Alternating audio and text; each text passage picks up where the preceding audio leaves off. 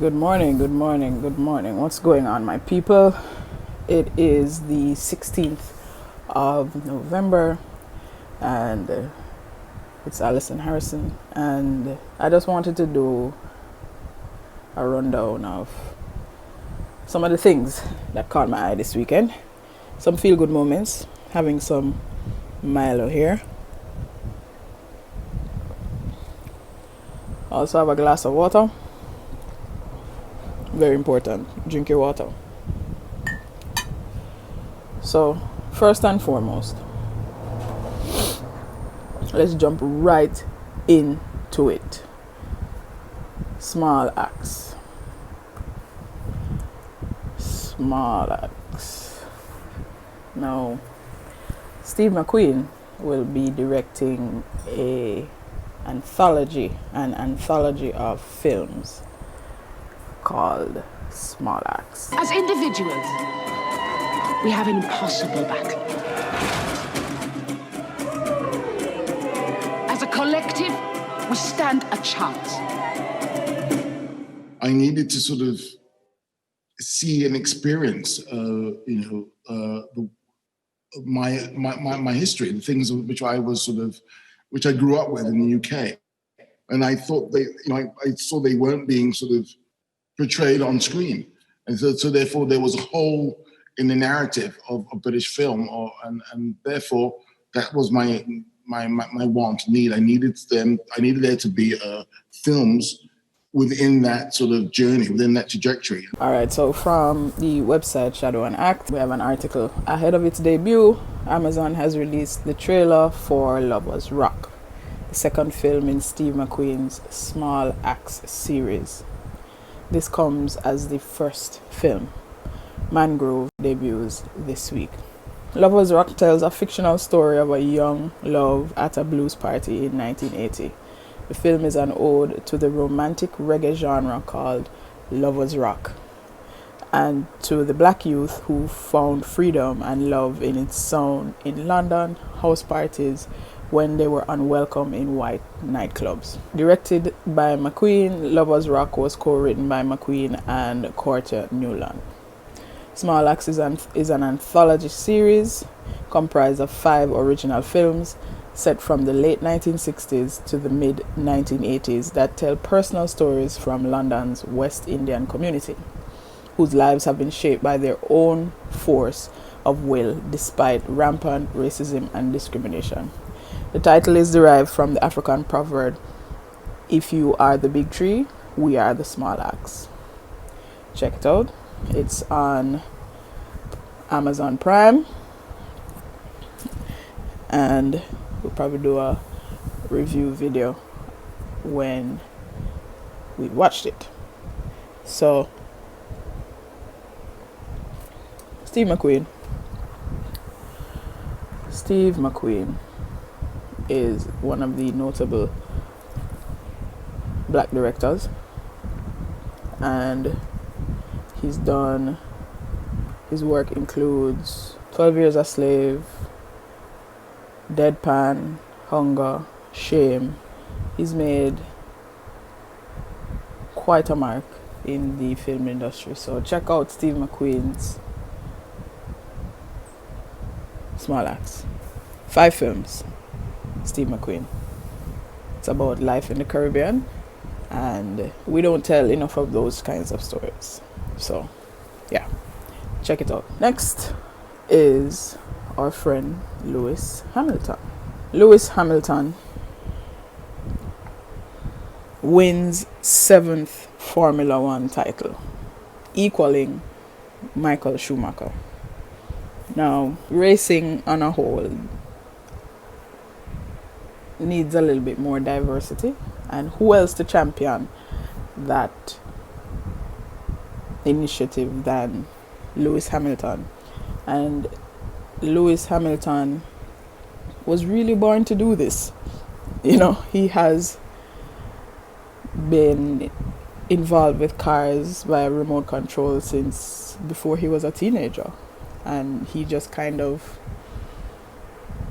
I think he knew his purpose from a very early age, and it has manifested in 7 Formula One wins. It's his 7th one in 2020, equaling the great Michael Schumacher. So, as a young man, this is huge for, people of color and young drivers who probably feel that their background or their experience won't allow them to break certain barriers. But Lewis Hamilton's story is one that inspires.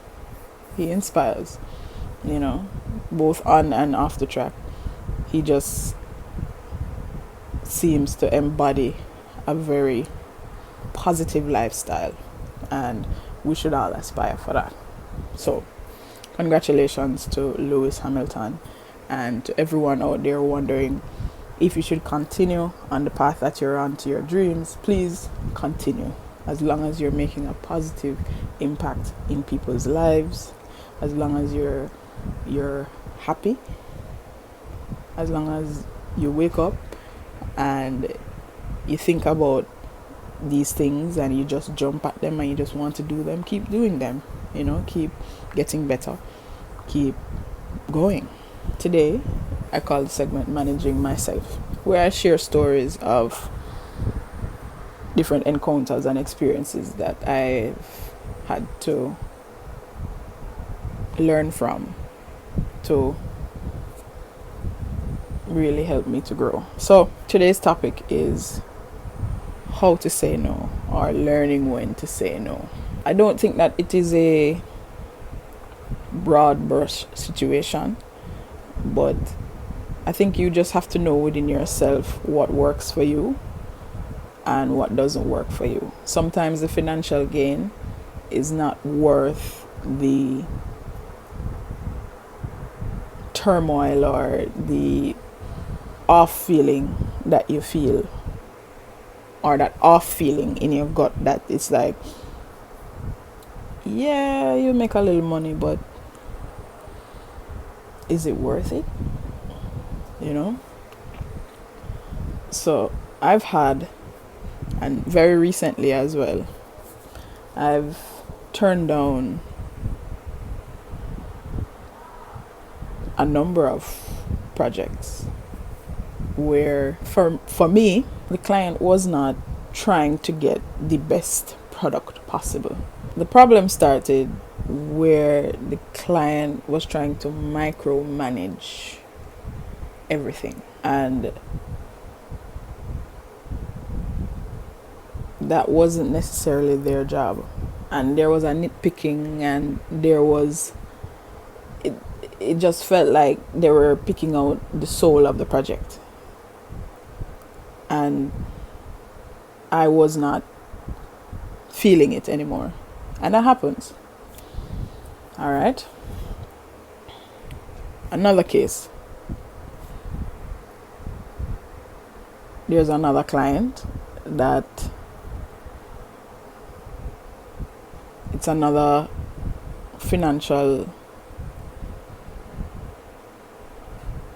good financial opportunity for revenues, income. And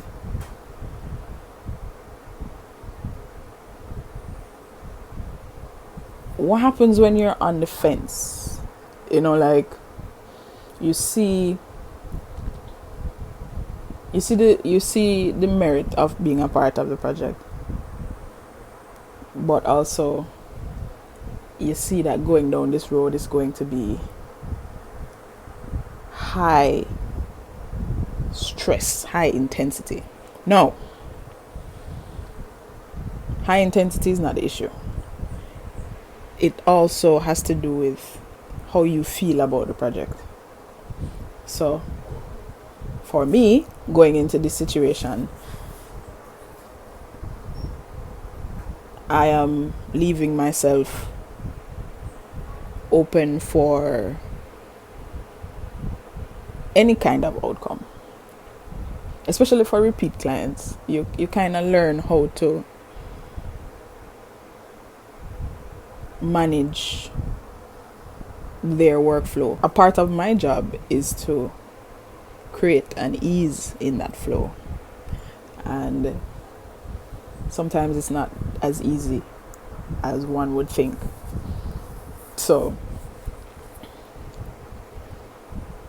how do you say no?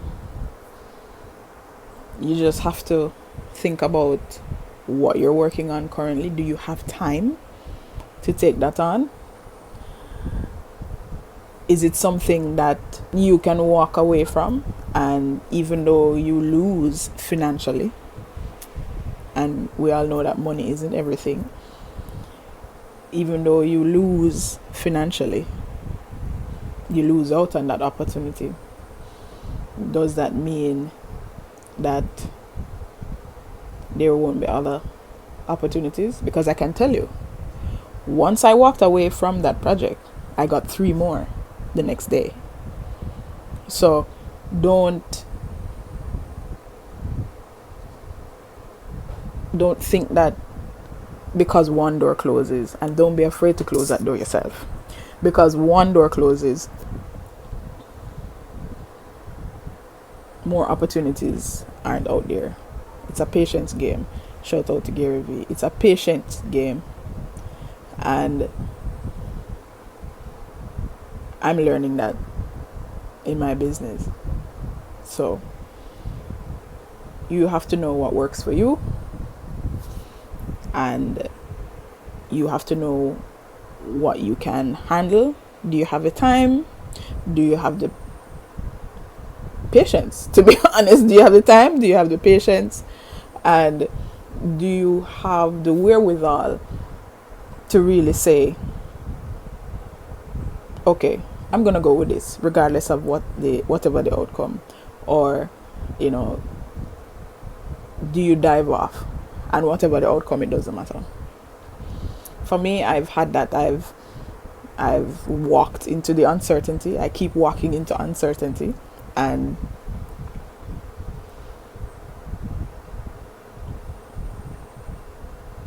yeah, some things work, some things don't work, but at the end of the day, you keep moving, you keep growing, you keep moving up.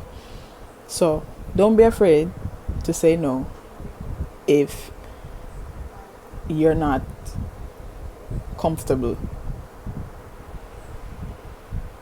with most things, because it's okay to be uncomfortable with maybe 1 or 2 things, because personality and creativity clashes.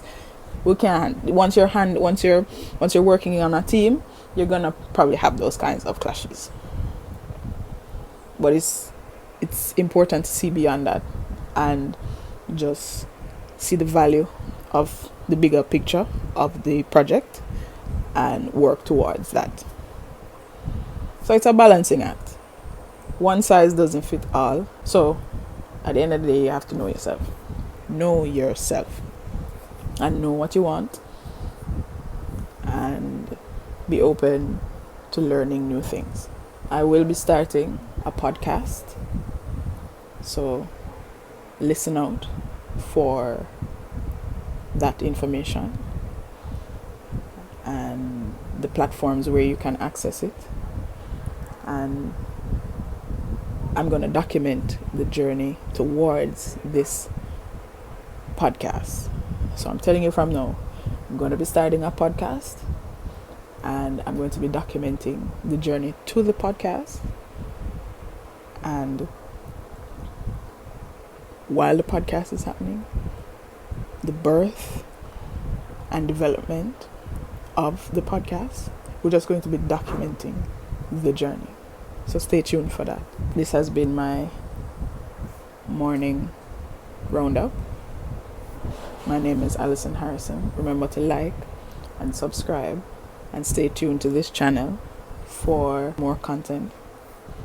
And until next time, blessings and peace always.